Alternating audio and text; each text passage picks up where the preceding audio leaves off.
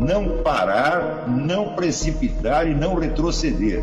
Então dizer para esse cara, sabe quando nós vamos parar? Nunca. Nunca na sua porca vida. Né?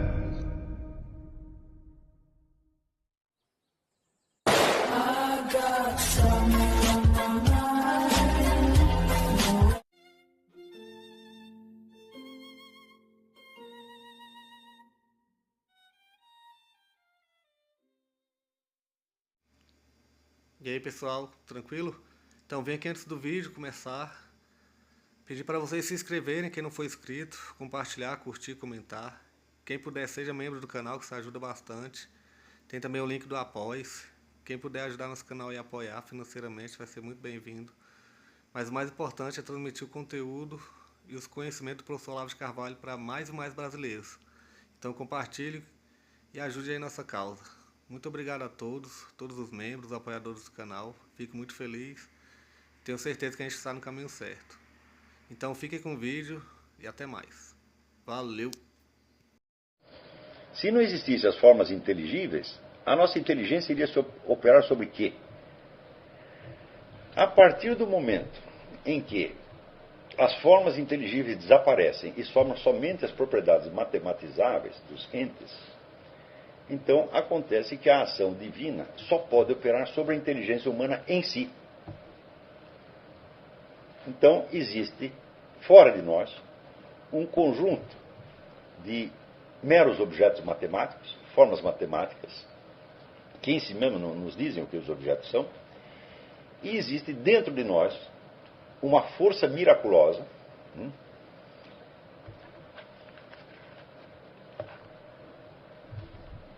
que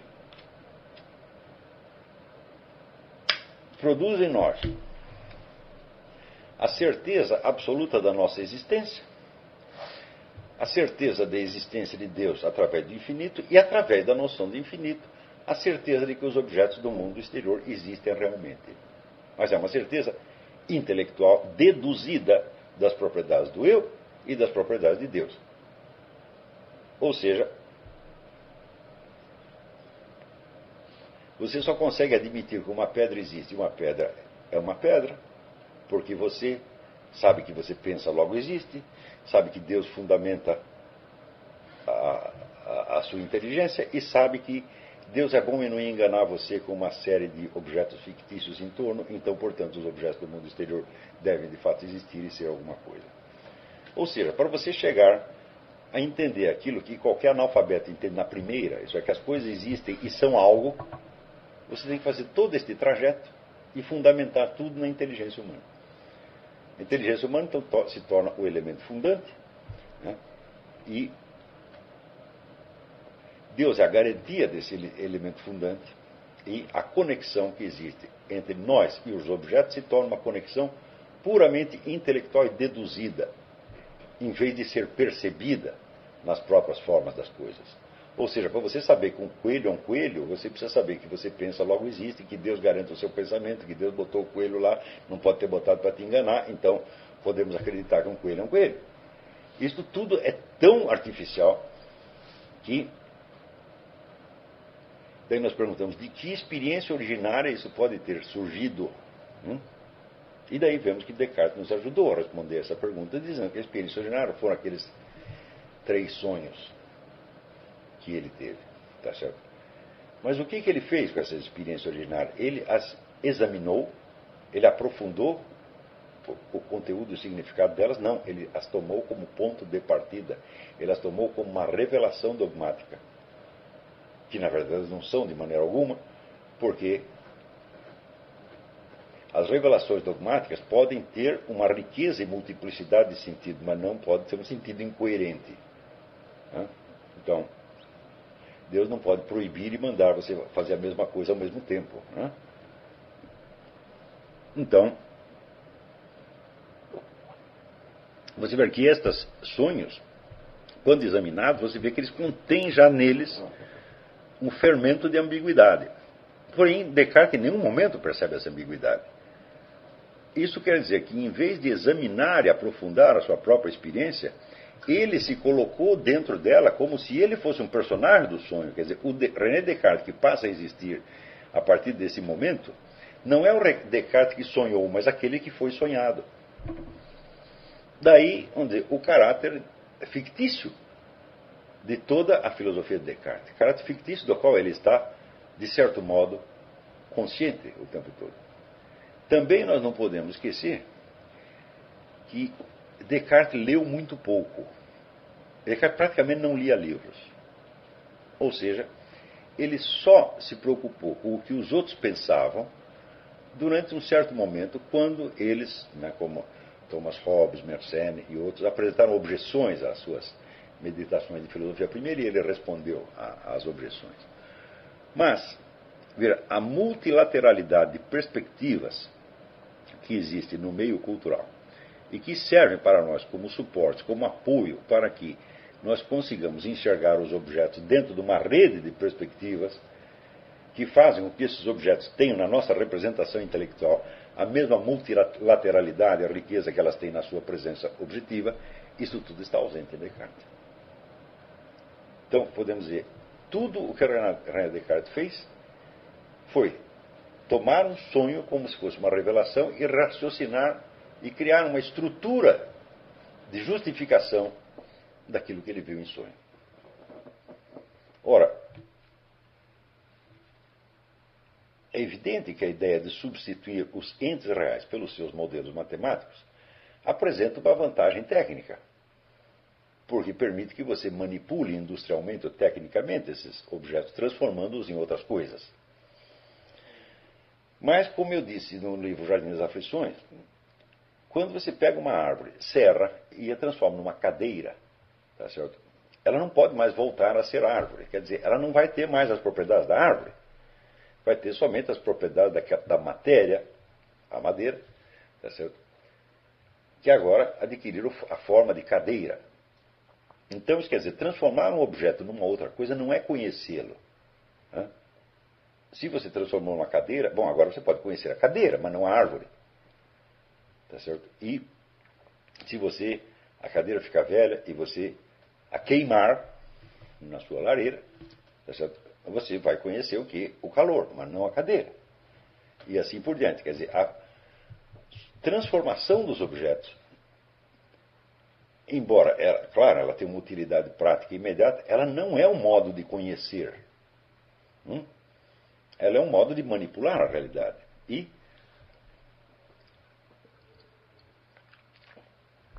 quando nós vemos que no século XIX, os filósofos pragmatistas, William James, Peirce e outros,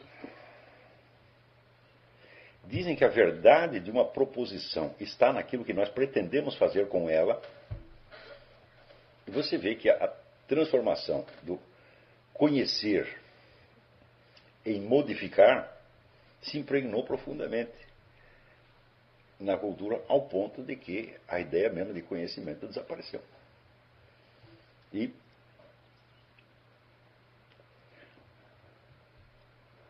hoje em dia, quando nós entendemos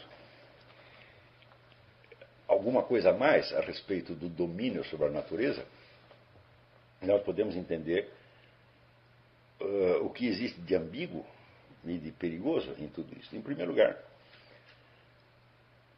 quando se cria, vamos dizer, um avanço técnico qualquer, a maior ilusão que você pode dizer é que a humanidade conseguiu um domínio técnico sobre a natureza. Não. Alguns indivíduos conseguiram o domínio técnico sobre um determinado processo. E, na mesma medida, eles têm um domínio técnico sobre as outras pessoas. Então, esta passagem, esta transição do conhecimento dos objetos da natureza para o conhecimento dos seus esquemas matemáticos, ela tem uma série de implicações sociológicas, políticas, etc., etc., que podem ser temíveis. Por quê? Você vê que hoje em dia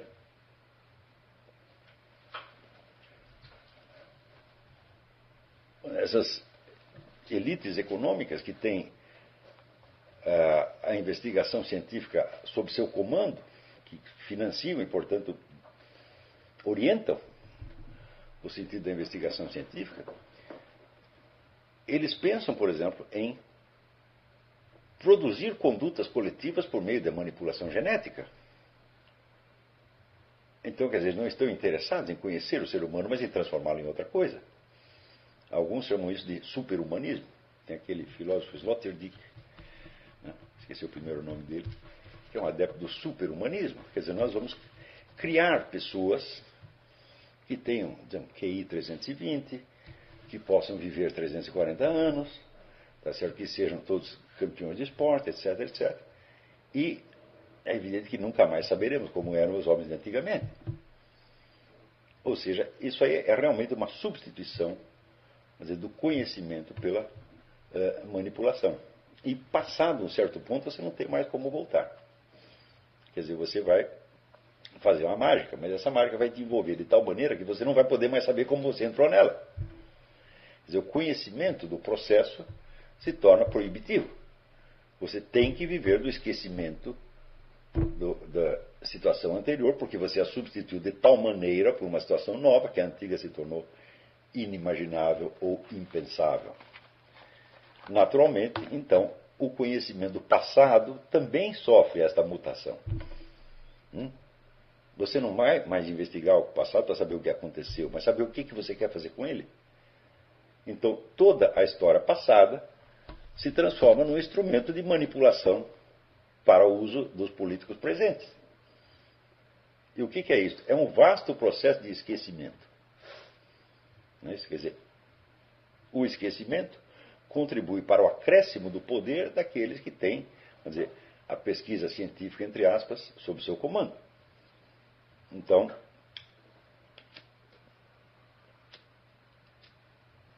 você vê que a ideia do domínio sobre a natureza, que é uma ideia que inspirou muito René Descartes, como também Bacon, ainda mais explicitamente Bacon, né?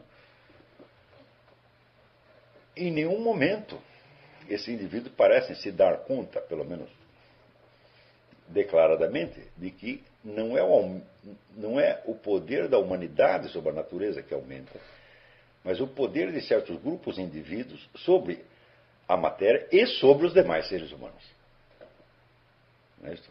Que este processo, então, fosse ao mesmo tempo identificado, vamos dizer, com o advento da democracia, dos direitos humanos, de uma liberdade maior para todos, é um dos enganos mais monstruosos da história humana, porque é evidente que não há aumento nenhum da liberdade, mas há aumento do controle. Se você pegar, vamos dizer, nas sociedades democráticas de hoje em dia, pegar aqui nos Estados Unidos, né, o governo hoje tem meios de ação sobre os indivíduos que os maiores tiranos da antiguidade jamais puderam imaginar. Por exemplo, nada impede que neste momento, por exemplo, tem um cara do FBI a 3 quadras de distância ouvindo tudo que nós estamos dizendo aqui. Quando que Júlio César, o Átila, o Uno, imaginou poder, né, ouvir à distância conversas particulares para controlar a conduta de cada um? Tá certo? Por exemplo, a possibilidade de você criar condutas coletivas mediante a inoculação de certas substâncias no alimento é uma coisa que, se dissesse para Júlio César, ele nunca aspirou a ter um poder tão grande assim. No entanto, isso foi praticado no século XX. Eu me lembro quando eu era moleque, era assim, todo mundo fazia aplicações de flúor nos dentes para você não ter cárie. Aquilo não impedia cárie nenhuma, você tinha tanta cárie quanto tanto. Mas acontece que o flúor tinha sido testado na União Soviética, nas prisões da União Soviética. E o flúor induzia as pessoas a, vamos dizer, uma conduta mais passiva, que diminuía o número de rebeliões nas prisões. E por isso mesmo o flúor foi espalhado pelas multidões. Quer dizer, é claro que isso é um assinto, é claro que isso é uma ofensa. E é claro que a existência da democracia política não significa nada em face de um meio de controle tão profundo e tão eficiente quanto esse. E outros, muitos que se desenvolveram. Estou falando de coisas que vieram da década de 50, hein? Então, isso quer dizer que a utopia do controle humano sobre a natureza desemboca, tá certo, no controle da humanidade inteira por meia dúzia de pessoas. E isso é que as pessoas chamam de democracia e que o velho Benedetto Croce dizia que chamava de história da liberdade. Dizendo que a história é a história da liberdade. Mas não, a história é a história do controle. Onde a liberdade sobrevive apenas graças às eventuais falhas do controle. Quer dizer, quando eles deixam uma brecha, Então a gente entra por aquele buraquinho e estoura o controle, mas isso está ficando cada vez mais difícil. Então, voltando ao começo, nós vamos assim,